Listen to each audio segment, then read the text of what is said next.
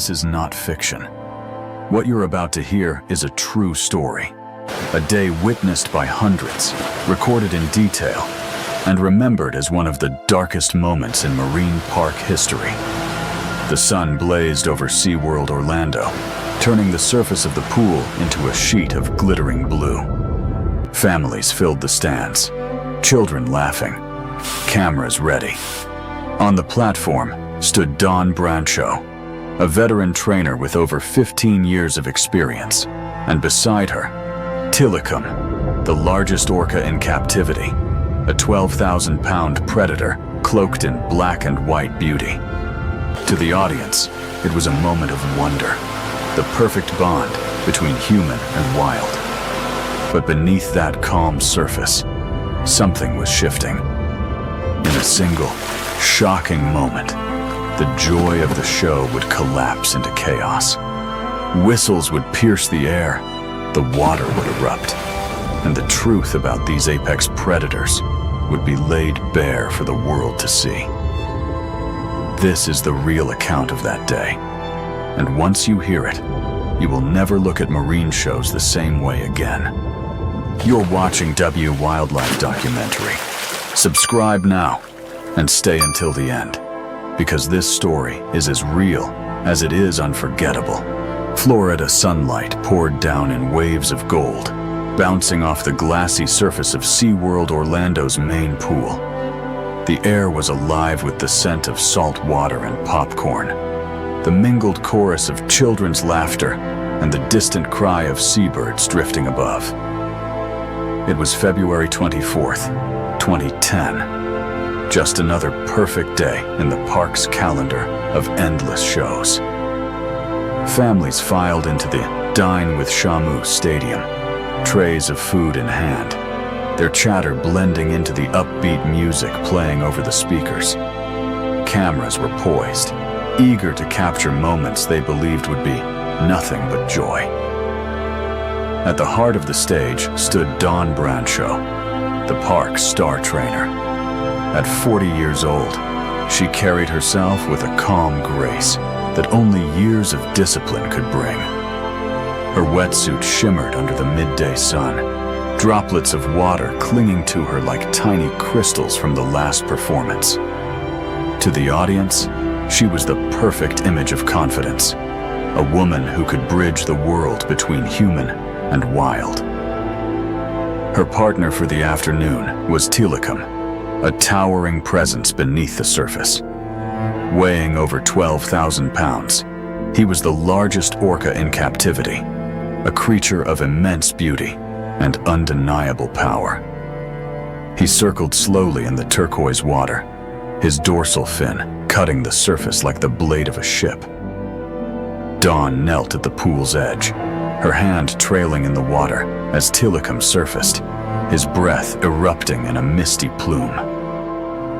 She smiled, that warm, unshakable smile that had made her a favorite among visitors and colleagues alike. For her, this was more than a job. It was a calling, a relationship built on trust, respect, and thousands of hours of training.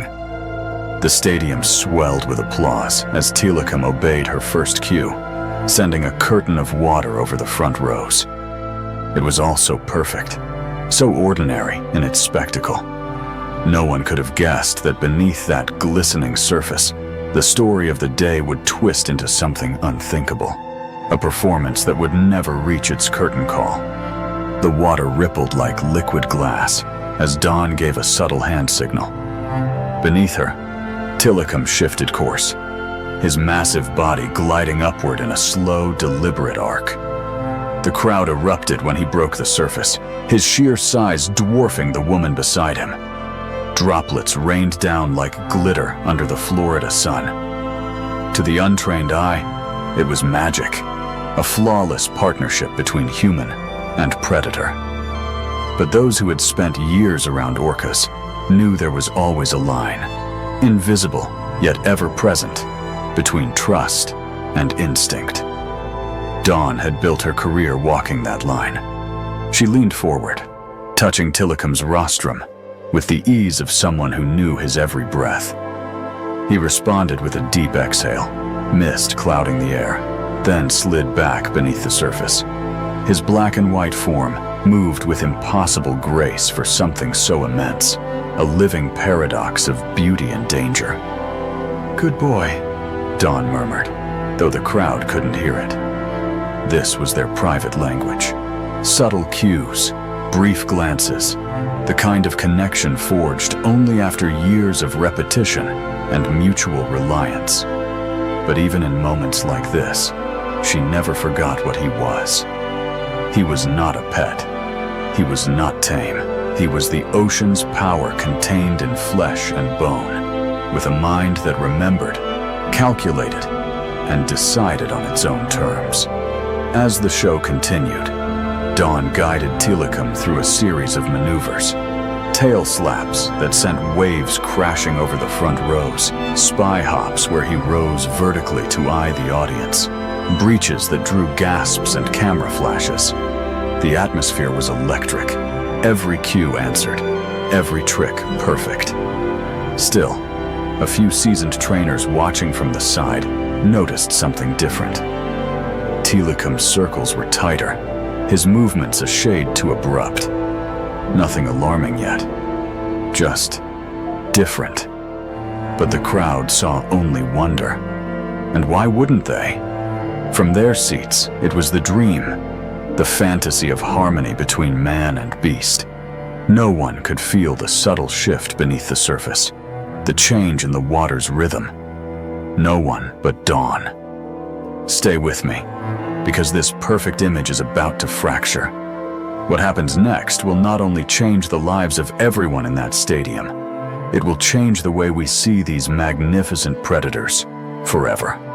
The show was still in full rhythm, applause echoing off the stadium walls, the water shimmering like a sapphire under the midday light. Dawn stood at the pool's edge, her body angled toward the audience, one hand raised in a silent signal. Beneath her, Tilikum turned in a slow, deliberate spiral. His dorsal fin, tall and curved with the weight of years in captivity, cut the surface before vanishing again. The motion was hypnotic, yet there was something in it, a tightening, a focus that pulled at the edge of instinct. Dawn sensed it. It wasn't fear. Fear had no place here. Fear could cost you more than your life in this line of work.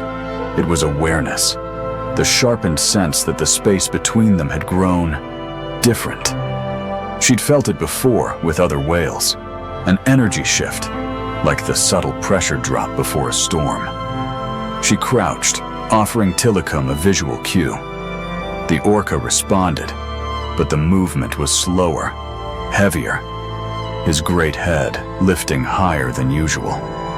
The spray from his breath caught her cheek, warm against the cool February air. "Good," she murmured, her voice calm, but her eyes studied him. His gaze met hers, dark and unblinking, as if weighing something unseen. From the stands, families laughed, oblivious to the silent conversation happening at the water's edge. Children reached out toward the splashes. Parents raised cameras, capturing what they thought was another perfect show. But from the trainer's platform, the details told a different story.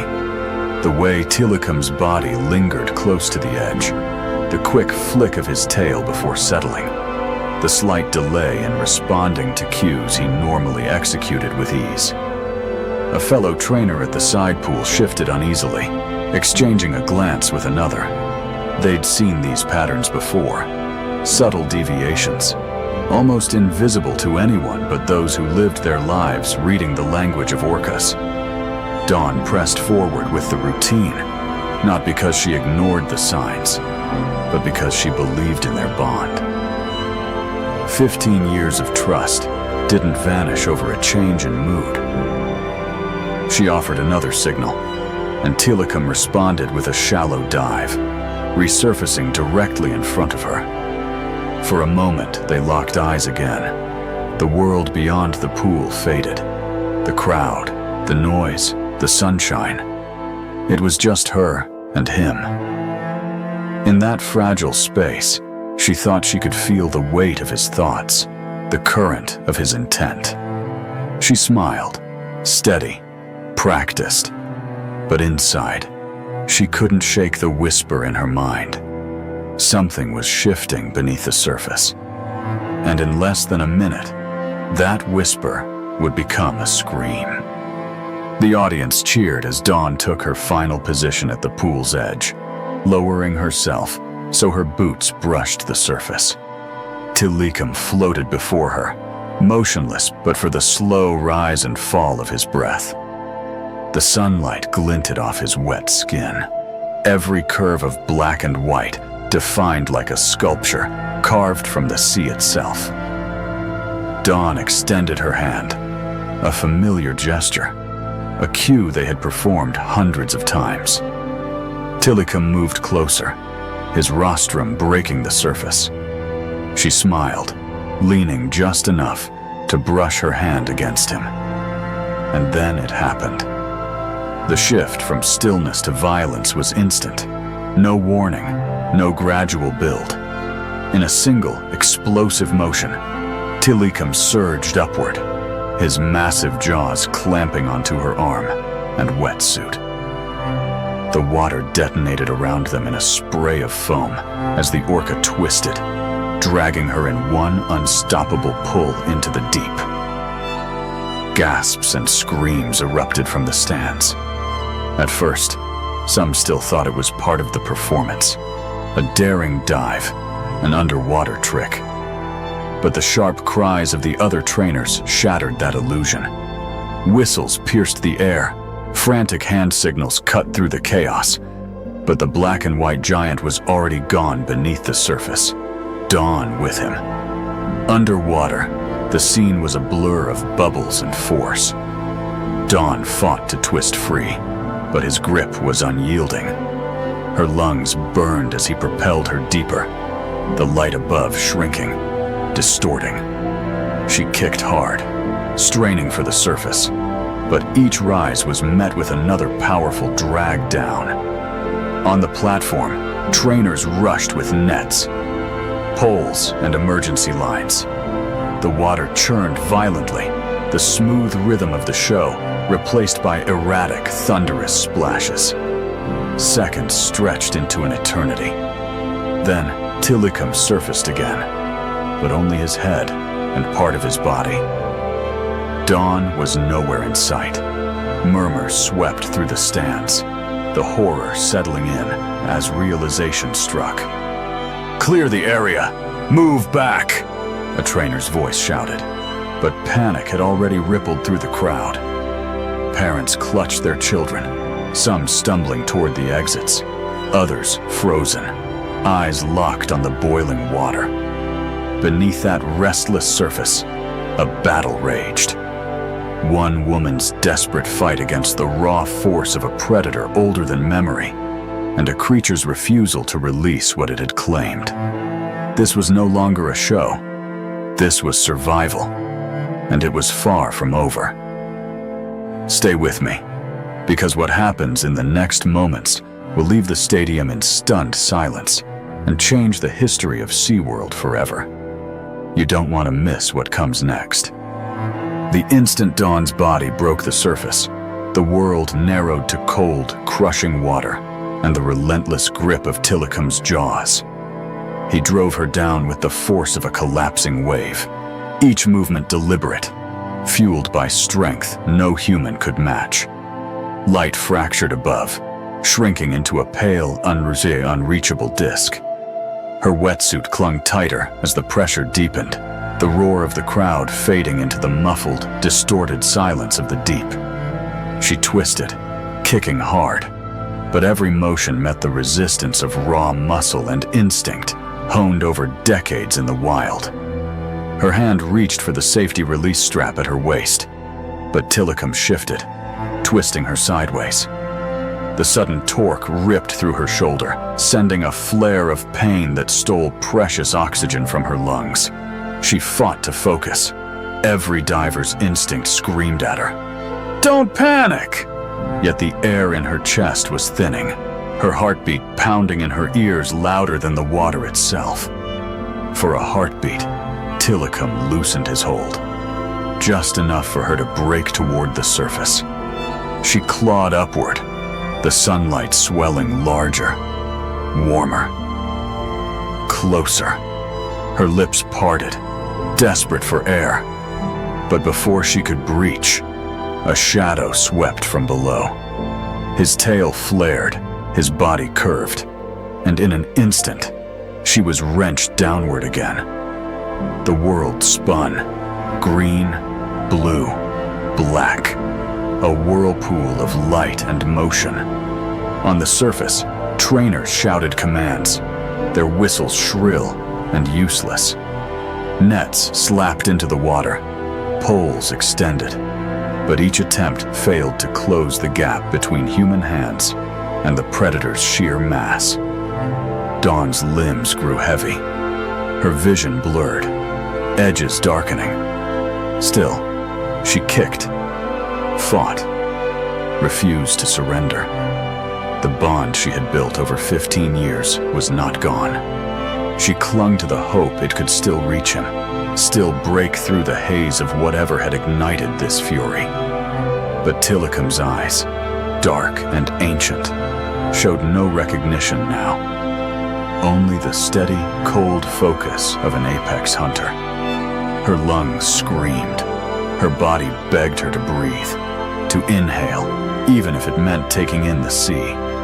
Her final, desperate thrust toward the fading light was met with another surge of brute force, pulling her back into shadow. The line between trust and survival had been crossed, and in this battle, there was no space for both. Above, the water stilled for a moment, as if the pool itself was holding its breath. The pool erupted once more, a violent churn of white spray, black fin and thrashing limbs, then stilled without warning. Trainers froze mid-command, whistles clutched uselessly at their lips. The crowd's roar had long since withered into a fractured murmur, the kind that creeps into a room when no one wants to speak the truth aloud. From the upper rows, the water looked deceptively calm, a perfect blue mirror under the Florida sun. But near the center, it darkened, swirling faintly with a crimson thread that spread in fragile ribbons before dissolving into the depths. Tilikum surfaced, his immense frame breaking the quiet with a low, resonant breath. Beneath him, the shape of Dawn's body moved in the sway of his motion, still tethered, still beyond reach. One trainer leaned dangerously close to the water, voice shaking as he called her name. Another gestured frantically toward the holding gates, but the Orca did not turn. His massive head dipped again, carrying her down. The crowd understood now. The gasps gave way to a suffocating silence, as if the entire stadium had been robbed of air. In that stillness, the contrast was unbearable. The sun's brilliance overhead and the cold shadow beneath. Parents held their children tighter, shielding them from the sight they themselves couldn't look away from. A few cameras kept rolling, the mechanical whir an unsettling reminder that tragedy, once witnessed, can never be undone. Minutes stretched. Each second waited with the realization that this was no longer a rescue. The pool, once a place of spectacle, had become a grave. When Tilikum surfaced again, he hovered without movement, as if listening to a rhythm only he could hear. The trainer's shouts grew softer, not out of surrender, but from the aching knowledge that some lines, once crossed, can never be walked back. The show was over, and the silence it left would echo far beyond the walls of SeaWorld. In the hours that followed, SeaWorld Orlando no longer felt like a theme park. The scent of salt and sunscreen had been replaced by something heavier, the weight of grief that clung to every corner of the stadium. The bleachers sat empty, their plastic seats still damp from the splashes of a show that would never finish. Tilikum was moved to a back holding pool, away from the public eye. There, he floated near the surface, his massive frame drifting slowly in circles. No whistles, no music, no crowd, just the quiet hiss of filtered water and the low hum of machinery. Some said he seemed restless, others thought he looked calm, but no one could say for certain what lingered in his mind. The trainers, still in their wetsuits, gathered in a small break room. Faces pale, voices low. They replayed every moment, searching for an answer that would not come. Some stared at the floor, others into the distance, their expressions a mixture of disbelief and exhaustion. News crews crowded the park's gates by evening. Helicopters circled overhead, their blades chopping the air as the story spread across the world. Headlines framed the event as both tragedy and warning, a stark reminder that even in captivity, the ocean's predators remain what they are. Dawn's family arrived quietly, shielded from the press by park officials. They did not speak to cameras. Instead, they went to a private room where the walls were lined with photographs, images of Dawn smiling beside the very creature that had taken her life. That night, the stadium lights stayed dark. The surface of the main pool lay undisturbed, hiding the chaos that had unfolded just hours before. For the first time in years, SeaWorld closed its doors early. And though the park would open again, nothing inside its walls would feel the same. The death of Dawn Brancheau marked one of the darkest days in SeaWorld's history. It was more than the loss of a respected trainer. It was the shattering of an illusion. For years, audiences believed these massive predators could be molded into performers, their wild instincts dulled by trust and training. But Tilikum's final act proved a truth too many had ignored. An orca remains an apex predator, even in a tank. In the months that followed, SeaWorld ended all water-based performances with orcas. New safety measures were introduced, but for some, it felt like an answer to a question that should have been asked long before Dawn stepped onto that platform. Tilikum spent the rest of his life in isolation, a living reminder of the risks that come from crossing nature's boundaries. This story is not just about tragedy, it's a warning. A line exists between humans and the wild, and when it's crossed, the outcome is never guaranteed. Dawn knew the risks, and she faced them with grace, but even the strongest bond cannot erase instinct. If this story moved you, stay with us for more true accounts that reveal the raw power of nature, and subscribe so you never miss one.